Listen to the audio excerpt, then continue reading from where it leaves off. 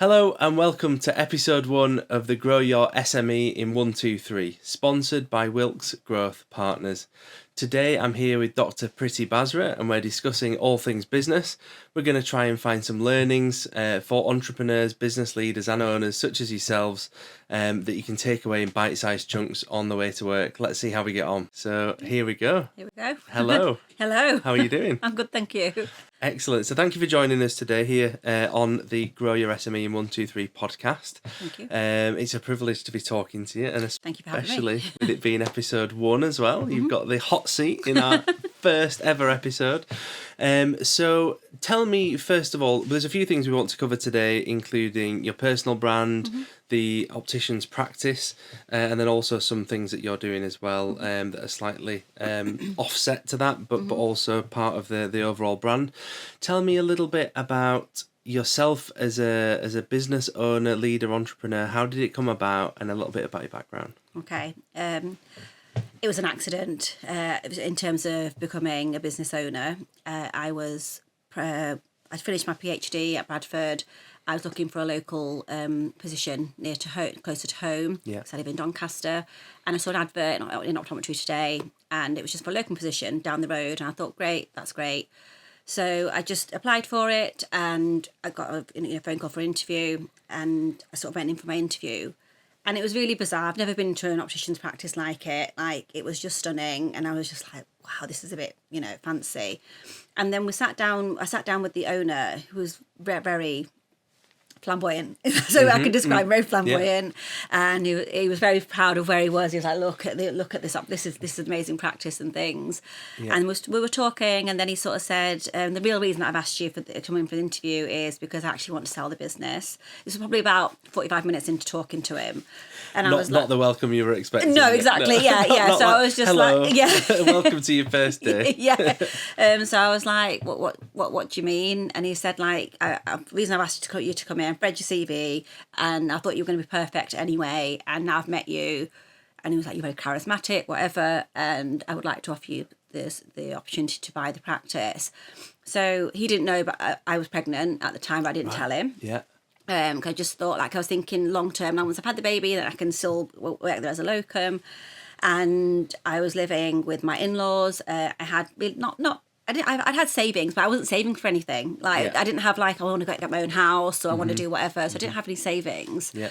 And I just thought he's crazy, and I just thought this guy's crazy, like, because he was a bit like flamboyant and just a bit odd. So I went home, and I started thinking about it, and sort of over my life, I've failed a lot, and I've overcome those failures slowly but surely. Yeah. And so whenever I'm presented, failure is very normal, and it's actually the best way to learn. Absolutely. Yeah, and I think you only know that when you're on the other side of it, because when you're in it, you just think there's nothing worse than this, And so whenever I'm presented with something, that inner child that's failed that many times thinks like, well, if I overcame that, then maybe I could overcome something else. So I saw that challenge, and I went home and spoke to my husband, and he thought I was crazy, and he was like, but he's used to be doing off. Yeah. But he's used to be doing really stupid things anyway. So I think he was just like, right, here we go, like she's got this idea, and he knows me, he'll know that I'm going to go with whatever idea I've got until I've done it, basically. Yeah. But it was still a little bit of a maybe in my head at that point.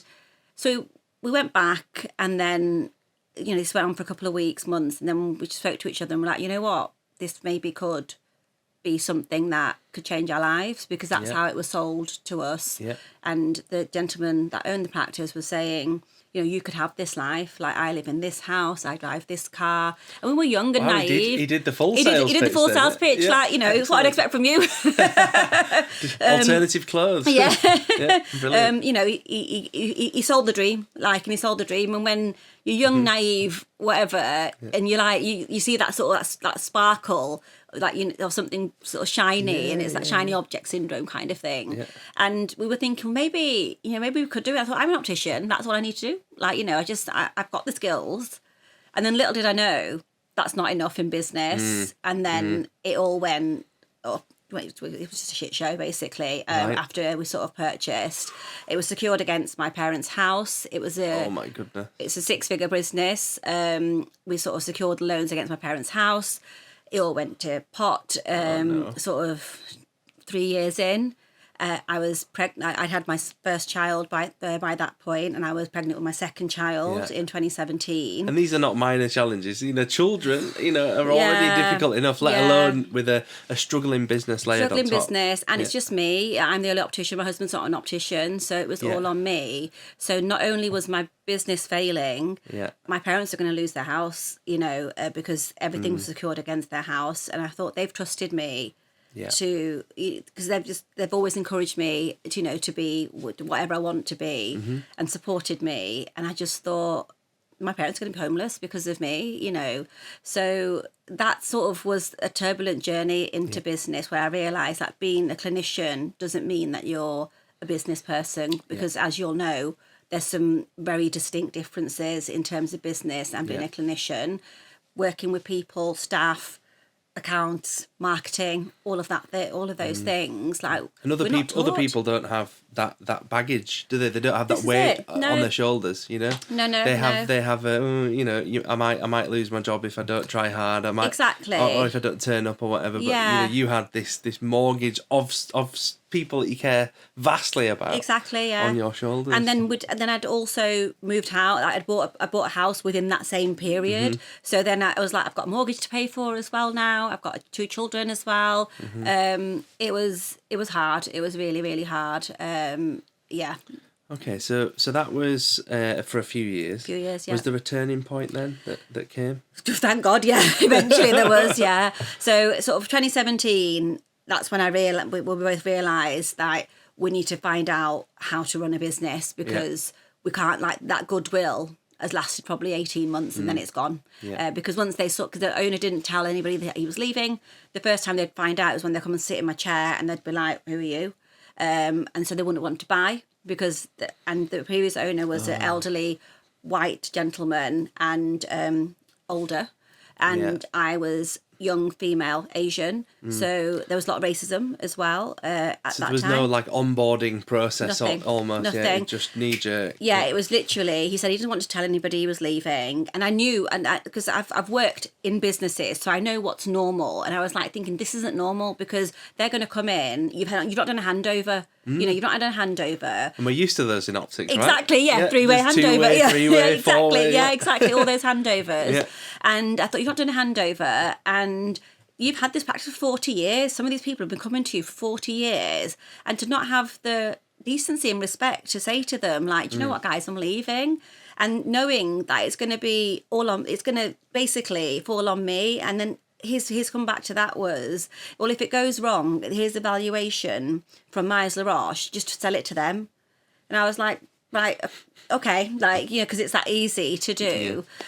So that was really difficult, and slowly we started to realise that we need to understand marketing, we need to understand sort of how to run a team, need to know how to sort of have leadership in the workplace, need to sort of create an experience for patients, because we just, we were just sort of muddling along. We didn't really know or have any strategy. It's funny you mentioned that, because one of the first things I mentioned to you when you came in today, from what I'd seen of the business, I'd seen that there was very much an experience. So how did you get from where you were, which is muddling along and not having any USPs necessarily that really stand out? And you didn't have your head above the parapet. You were just muddling along.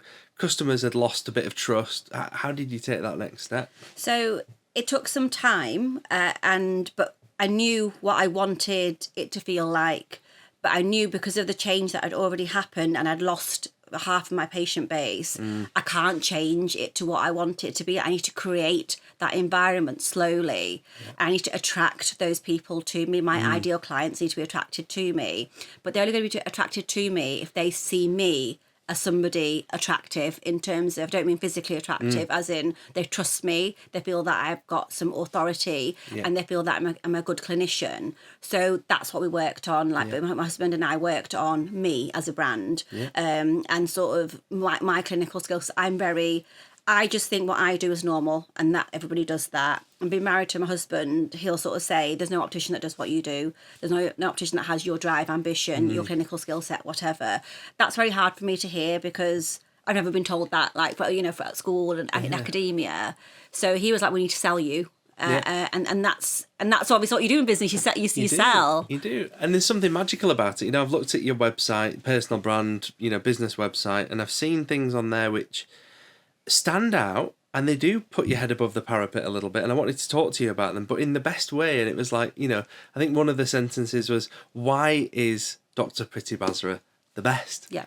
And I was like, oh, that takes some confidence. But at the same time, I can see where you get it from, because you've got your degree, you've got your PhD, you are a doctor, and then you've got the biggest supporter possible at home. Yeah. And I think that's the perfect mix. And then on the verge of failure, you've decided to go all in, and you went all in, and it's clearly worked, and we'll get to that. But I think that confidence it was the right move for you. It's brilliant. And I look at the brand now and go, wow. Magical. And it's funny that you use the term confidence, because quite a few people recently, because I've just started my LinkedIn sort of expose, I think back end of last year, and people say, oh, you come across really confident, and I'm just like, but I'm not, like, and it's that's marketing as well, like the power of marketing, that like everything that's written on the website is written by my husband. So he writes all the copy for everything to do with the business. Well, so he clearly thinks you're the best, which well, is this lovely. is it. So it's written probably.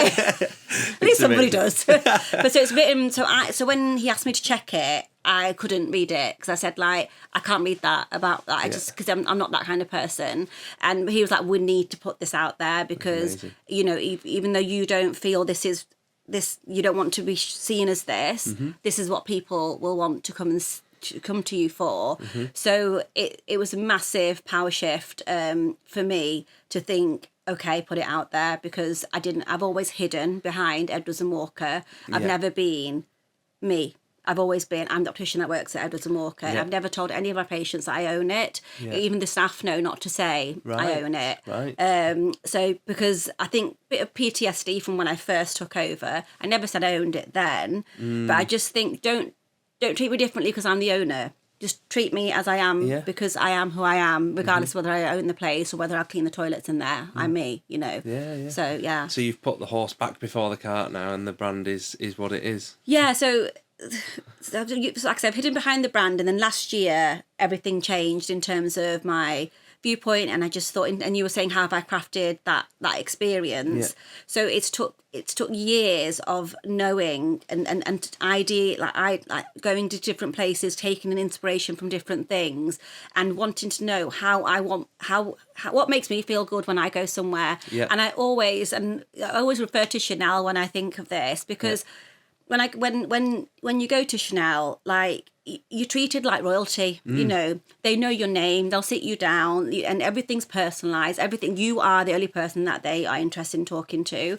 So I remember saying to my husband, I want my patients to feel like that. I want patients to come in, and it doesn't matter if they're sat there for half an hour, 4 hours, whatever. If they're spending money in this building, they are like up there for me because they've chosen me. I was going to ask how you went after that ideal clientele, because that's a difficult thing to do. It's all about knowing what you want to offer, but how, going and getting them. So did the patients have to come in and experience it and then tell a friend, or was there another vehicle behind getting that message out there about how amazing the service was? Different strategies. So that because it was a high-end practice when we bought it, there was a high-end sort of patient base to start off with, but those are the ones we lost the quickest, because they were sort of married to the owner, not to the practice. So they went. So then by crafting a reputation for myself, people were coming for me and were willing to pay. We realised we're willing to pay for me, basically.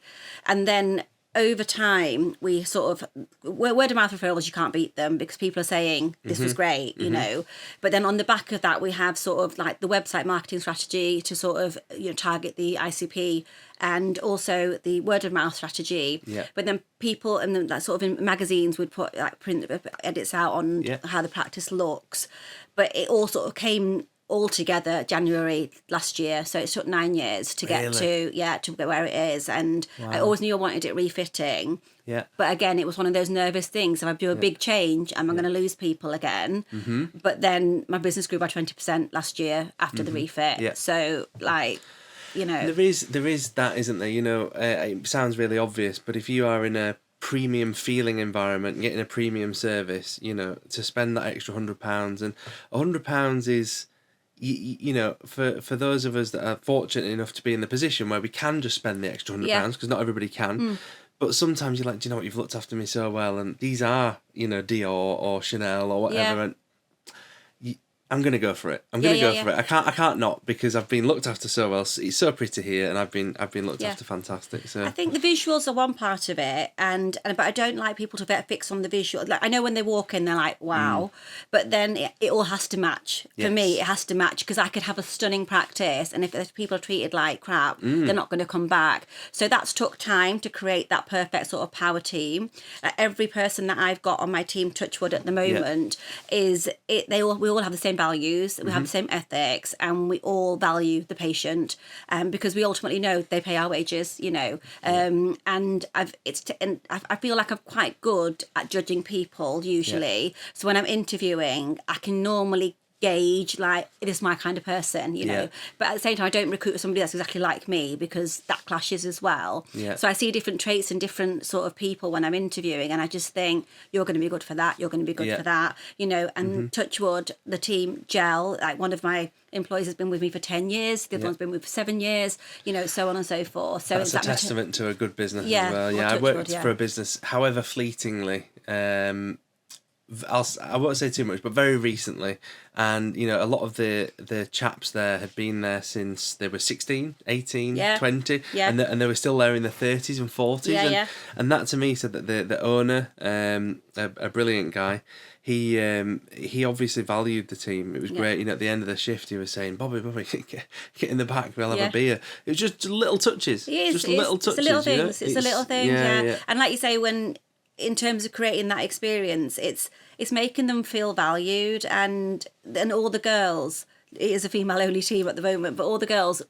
they just value that, they just like to talk to them. And I think how fast the world is at the moment, time is so precious for everybody, and some people just want to be listened to and heard, and it is a safe space for them to do that. You know, it's not a counselling service, obviously, but then all the girls like to have a chat. So, and I don't feel there's many places you can go these days where people have got the time to sit with you and just have a chat. So that's memorable to them, because they feel like they've been listened to. They'll go and tell somebody else. Yeah, I agree, and I think especially with elderly patients, and because vision is linked to age in such a distinct way. You know, you absolutely past the age of, let's say, 43, have got a presbyopic prescription kind of guaranteed. You know, there is always going to be that age relationship to visiting the opticians, and then there's obviously, you get a little bit older, you've got to go back for glaucoma checks, and it becomes more yearly rather than, you know, every other year. So I can completely understand why,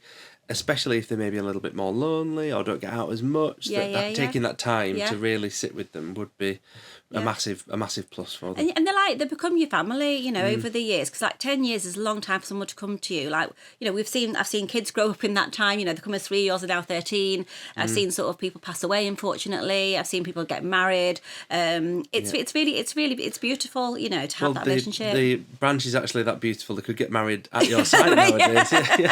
Maybe that's a different business. Another business idea. Yeah. Excellent. So what would you say then about this business? Because obviously we're going to... it's not that long form, this podcast, but we do want it to be quite short and choppy. So we'll move on to more your personal brand shortly. But with this business, what would you say then have been the sort of big standout moments for you, where you've really felt that you've won, or, you know, it was just something you're really proud of? What have been the real standout moments for you? I don't think I'll ever feel that I've won, because that's just me. That's just my sort of thinking. I think the standout moment for me would be sort of been voted as top 5 UK optometrists. And I believe, if I've done my research right, that was 3 times. 3 times, yeah. There we go. Never won. Let's be like, never won. But, you know, I feel like I've won, just been in the top 5. So I'm more than happy with that. I think a sort of a wow moment for me was when the practice was completed, the refit was completed, and I looked at it and I just thought, it's exactly what I wanted, because I crafted that vision over years, and I just thought it's exactly what I wanted it to look like. And not just that, the fear was that I'm going to do it and people are going to be like, what is this? I don't want to come here. So now the people expect to spend money before they step through the door. And that's the expectation that I wanted. I thought I don't want them to come through the door and expect cheap glasses. I want them to come through expecting to pay, but you're paying for not, I don't feel you're paying for glasses, you're paying for all of it. The experience. Yeah, exactly. So that would be, that's my wow moment. You can't imagine, can you, walking into a practice like that there would be anything other than an exemplary eye exam as part of that package. You're not going to walk into a room and be like, oh, what's going on here? You know, it's just got to match. It's got to follow through. And if it didn't follow through, you'd lose a lot of business. This is it. This is it. So then that was why I was very nervous, thinking it all has to flow, because if one part of it drops, so even with the coffee, like for the coffee machine, like I wanted, because the girls were like, we could just make them a coffee from upstairs. I'm like, no, it needs to be like barista coffee. It needs to smell like it's coffee. And the Prosecco, it needs to be Prosecco. I don't want sparkling wine. You know, I needed to be that elevated experience each time. Exactly. And now you've got people like me that are willing to come, because if you didn't have great coffee, I wouldn't be there. And while we're on about sort of, finalist awards, that sort of recognition, I believe there was also... you got a special nomination, was it, around being a mum? Is that right? Yeah, which is amazing as well. So tell me a little bit more about that. To be fair, it's quite a few years ago now, which is recognised as being sort of a mum in business, I suppose. Wow. I don't nominate myself for these things, just putting it FYI out. Then my husband. I think I know who does. Yeah. So I'm not that kind of person. I was like, look at me, But just taking a second, I think it is amazing to have such a fantastic supporter. I think he needs a little round of applause for that, because I don't think there's many partners that would go out of the way to be so supportive and complimentary. You'd like to think there would be, but he really does stand out from the crowd there. Yeah, so you are right, yeah. I'd like to give him a little shout out. No, thank you. No, you're right. You are right. And I think I hear that more and more when I speak. People say, he supports you so much. And I'm just thinking, again, it's like, well, why wouldn't he? But then you don't realise that it's not normal. Not everybody has that. But then I think because he believes in me more than I believe in myself, that's probably why he does it. I think if I believed in myself, then he wouldn't need to do it, if that makes sense. It's a perfect balance. Yeah. Excellent. So tell me a little bit more then about the personal brand, because the personal brand is obviously yourself, but then you've got different things that you can do, and different services and support for. Well, I'll let you explain. No, that's fine. So back end of last year, I had a bit of a moment back in October, which I put out quite publicly on LinkedIn, where I was a bit at breaking point in terms of like my life, and just thinking like, what have I done? Like, what have I done in these past 10 years to leave an impact or to make an impact? Yeah. And I think people will say, oh my God, you've done so much. But then I think everybody has their own goals and demons that they battle. And I just thought, like, if I'm feeling like this is very uncomfortable, what I'm feeling like. This means there's a next level I'm going to need to get to. Because if I'm feeling like this here, that means this isn't right for me. I need to move. And that doesn't mean leaving optics or anything like that. And then I just sort of reflecting on my life. It was September time last year. And I just got a whiteboard and I just wrote down everything that I've done in the past 10 years. And I just thought, like, what am I actually going to be remembered for? Like, what have I achieved other than a couple of like nominations and stuff, which don't really mean that much in terms of impact. And that's when I started thinking, like, I am me. And like I was saying to you before, I hid behind Edison Walker. I was like, Edison Walker, I'm the optician that works there. Yeah. And I just thought, you know what? I worked on myself, my mindset, and I thought, I am a brand, like, I am a person. And if I can't share what I've done over the past 10 years as a mum, as a business owner, as a person, as a professional, and if I'm not sharing that, that's not fair. Like, and I just thought, if I can empower other female entrepreneurs to not only sort of step into entrepreneurship but actually succeed in it, knowing that you're going to fail, like, because it, like you say, it's failure is part of the process. You're going to fail, but you need to fail to succeed, and it's a stepping stone towards that holy grail, whatever that is. So that's when I just thought, I want to talk to other people. I want to talk to other females to see what was their journey like. Was it a shit show like mine? Like, what was it like? So I started my podcast and speak to amazing women, and I started to realise our journeys are very similar, in entrepreneurship, very similar. It's up and down until you get to that point where you look back and you think, actually I did all right there. But when you're in it, you don't realise.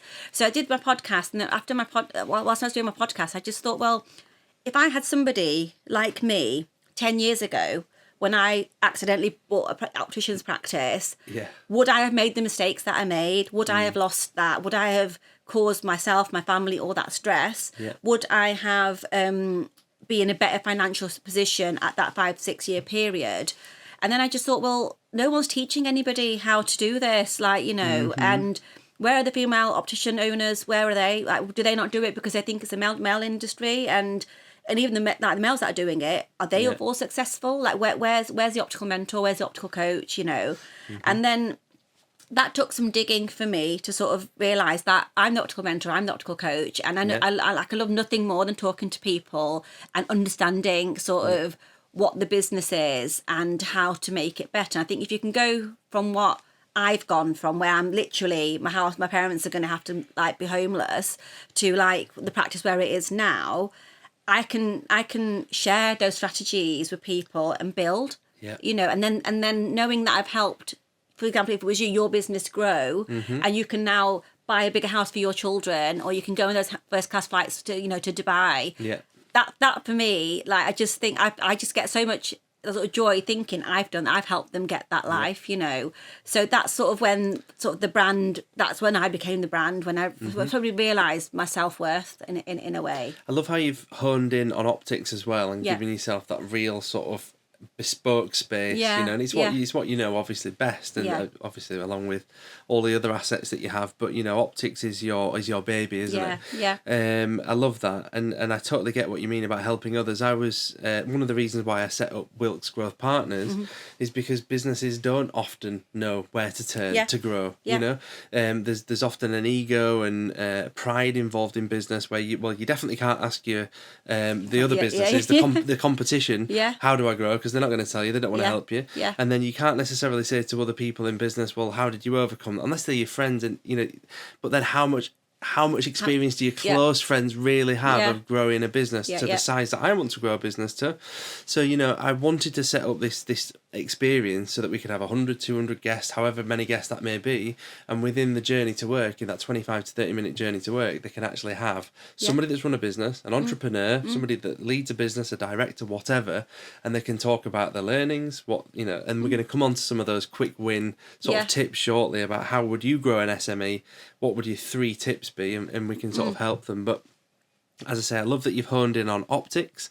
I think there'll probably be quite a lot of crossover where I can actually point, because optics is quite a large portion of healthcare, I can point them in your direction. And then if you've got people as well in business that are maybe not specifically in optics but more wider healthcare, we could support them potentially as well together. I think like what you've said is so right, and Bobby, in terms of people, I think there was a little bit of embarrassment of like reaching out and saying I don't know what to do. But then my sort of viewpoint on that is, if you can work with somebody and you pay them X amount and you're paying for their experience, if you've been doing this for 10 years and I've been doing it for 1, I'm paying for your 10-year fast track. So, and I'm paying for your knowledge, and I can sit and maybe try and learn that, but it might take me 5 years to do that. Whereas I can work with you and just say, well, do you know what, Bobby, you do this, and you know, take my money, let's do it, you know. And I think that there needs to be less stigma attached to asking for help, and mentoring, coaching doesn't mean you're not good.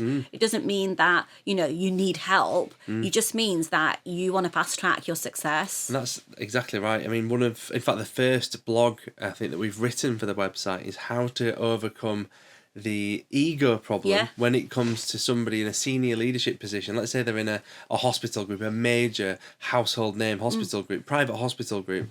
How are they going to turn around and say, actually, Mr. CEO, I want to spend £17,000 but bring this guy in for X number of weeks and deliver on this project because I can't do it.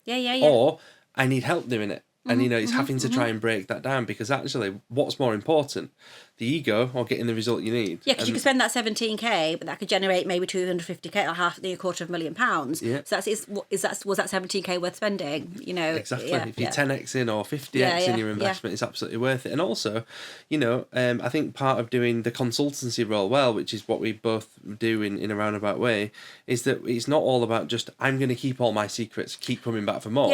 It's actually passing on the knowledge. And, you know, and there's maybe a few little things that we might keep back, but you never know. but ultimately we want to upskill people as well, and Yeah. there's got to still be, we've still got to have something to have the rest of our career. We still need those other 10, 20, 30 years, whatever that might be. But ultimately, I want to upskill people to be better at what they do and take my learnings. But I think, Bobby, if you help them grow, this is my viewpoint. If they grow, you help them grow, you will grow anyway because they've grown. And Exactly. So I think rightly so. People, I think, very protective over their information. But then, if you can help, like I say, if you do make that impact with them, it just goes full circle, doesn't it? Absolutely. Well, a good example of that is recently I was working with, let's say, a surgical company. They introduced me to one of their marketing team, and that person in their marketing team could have very easily been really put off by the fact that this other guy has been brought in. Why is he being brought in to do X, Y, and Z when this lady, she looks after their marketing? Yeah. Why is somebody being brought in? Well, the reason I've been brought in is because the person that brought me in trusts me. They believed in what I said needed fixing, and they've gone for it. Now, this lady did not put up a barrier. She was incredibly professional. She opened up doors without question or hesitation so that I could get into the back end of, let's say, ad accounts and this, that, and the other. Yeah. As a result, she's now a Wilkes Growth Partner, and she's helping me on 2 future projects. There you go. Yeah. And that's it. So, I think if you close down those avenues and don't help people, it'll come back to bite you in the backside. Yeah, exactly. She would have never known that would have come back to bite her. Yeah. She just would never have got those deals. Yes, yeah. But this is what business is all about. If you help others, you get helped yourself. It's the conversations, isn't it? It's having conversations, putting yourself out there, because you just don't know what people know and who people know, and so much sort of creativity comes out of those conversations, because sometimes you don't connect certain industries or certain projects, and you just think, oh, there's alignment there that we could do this with it, and then it goes on and so forth. Definitely. So, what would you say I don't want to put a number on it, but we tend to do threes here, but whatever. Power of three, yeah. What would you say that your biggest learnings have been in business, or maybe not necessarily learnings, but if you could mould that with, have there been any things that have become available to you that have really helped you to grow, like any resources that you didn't know were available, a certain website, a certain software, a certain person you could reach out to, a local council, or are there any things that have really helped you on the journey that you can sort of call out and go, these were things I didn't know existed and now I do? To be fair, to answer that, probably not. I know that sounds like a bit of a cop-out answer, just because I've had to look and learn myself, and with my husband included, we've had to do our own research, and that's not because there aren't people out there. Well, actually, no, there is. It's because there's not people out there in our sector, but also we're both a bit like control freak when it comes to knowledge, because you don't know who's telling you the right thing. So if you research it yourself, and I think because we come from a research background as well, I need to fact check it.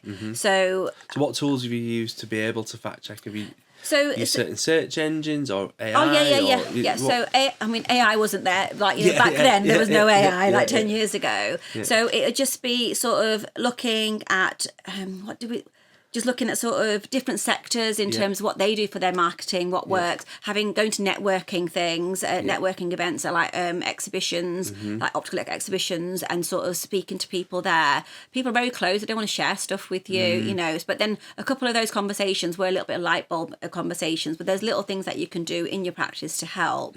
But a lot of it was self-directed Google searches or watching YouTube videos on things. YouTube's just so. I mean, they're both amazing actually, but YouTube is just fantastic, isn't it? Yeah, that's it. Or just researching other practices that look like they're doing well, and like back then, you think, well, what are they doing, and what are they doing? But at the same time, I don't feel that's a very good thing to do, because you don't know what's going on behind closed doors, and whether that what they look like is actually what they are. So I'm sorry I haven't answered that question very well for you, but every answer's just fine. It's what's real that matters. Honesty is the key. So before we wrap up, then you have some training courses, I believe, coming out. I think you wanted to discuss those. I'd love you to discuss them. So tell me a little bit more about what it is you're offering and what's new to customers now. So in terms of, because I have come from a teaching background, in terms of my PhD, I fell into my practice ownership. I never got to explore that teaching side of my life, I suppose. And so now that it's sort of 10 years on, I wanted to share that knowledge. And I thought, how's the best way I can do that? So I've created, that's going to launch soon, is Optical Business Builder program. Amazing. So it's a year-long program, and it's got sort of 5 pillars to it, and just to curate your perfect practice, basically, to elevate your practice. So it's for independent practice owners at the moment to sort of just level up, basically. And it's tried, proven strategies that I've used that I know work. And it must make you feel, in a way, awful, because you've got something there that you're giving people that you just would have grabbed with both hands back once upon a time, right? No, that's what I mean. You'd have just been... Like me 10 years ago would be like, yeah, well, how much is it? I'll pay it. I'll pay you $1 million. Yeah, exactly. I'll pay it now because I know if I'd had that then, I would have saved hundreds of thousands of pounds. So I just think when anybody talks about coaching or mentoring, and I have a coach and things like that, whatever they charge, just pay it, like, because it is so worth it. That's also for healthcare consultants too, by the way. Yeah. but you're paying for knowledge. Yeah. So it's got 5 pillars to it, and like I say, it will just elevate your practice, and will just my practice was a 6-figure practice, and now it's valued at 7-figure practice. Yeah. So everything that I'm teaching works.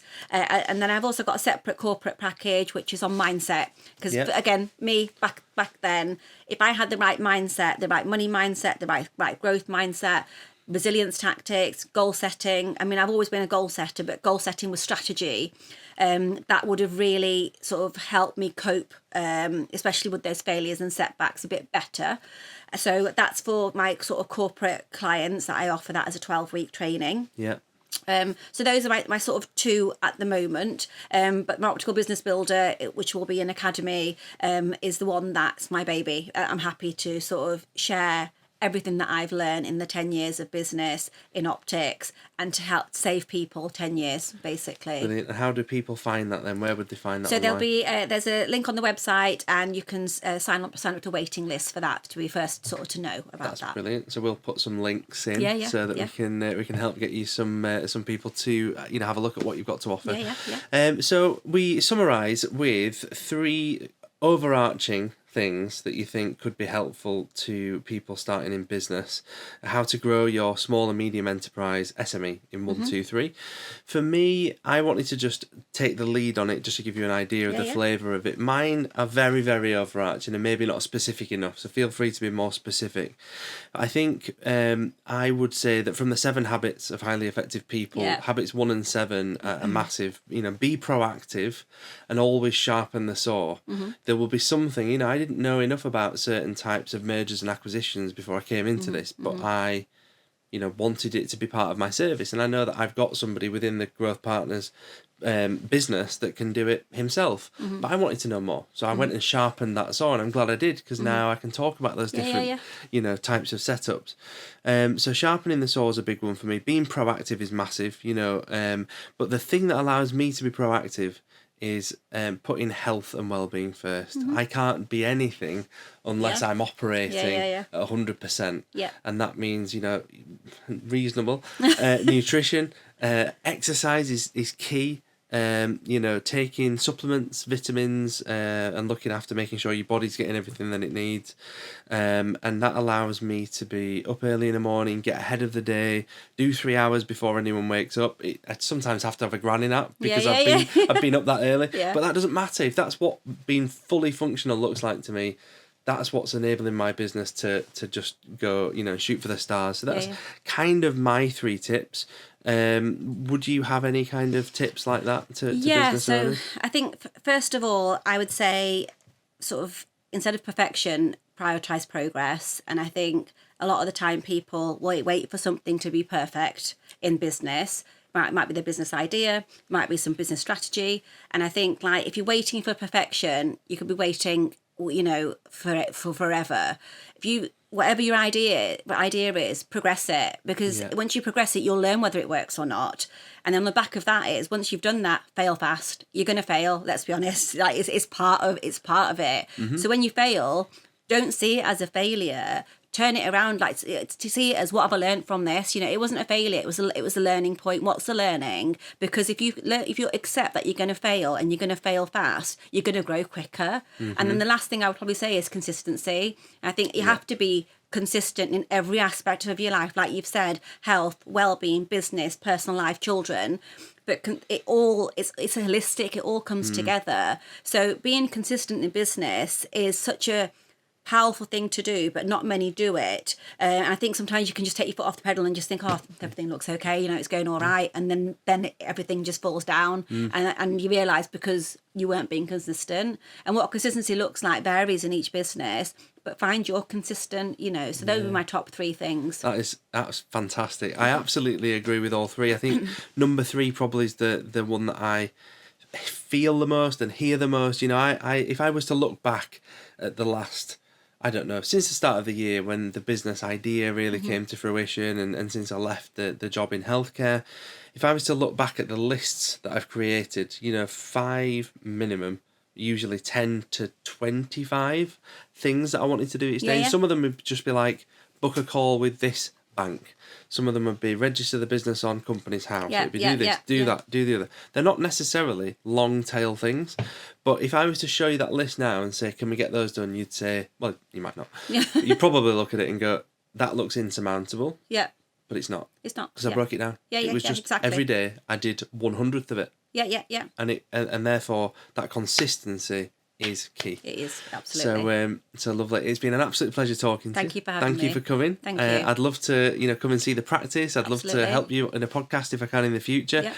And all the best for you, your business, the future, and your family. Thank you very much. Thank you. Thank you for having me, Bobby. I really appreciate it. Take care. Thank you. You too. Thank you for watching and listening. Don't forget to like, subscribe, and share to keep in touch with our channel and to see the brilliant videos we're going to send your way.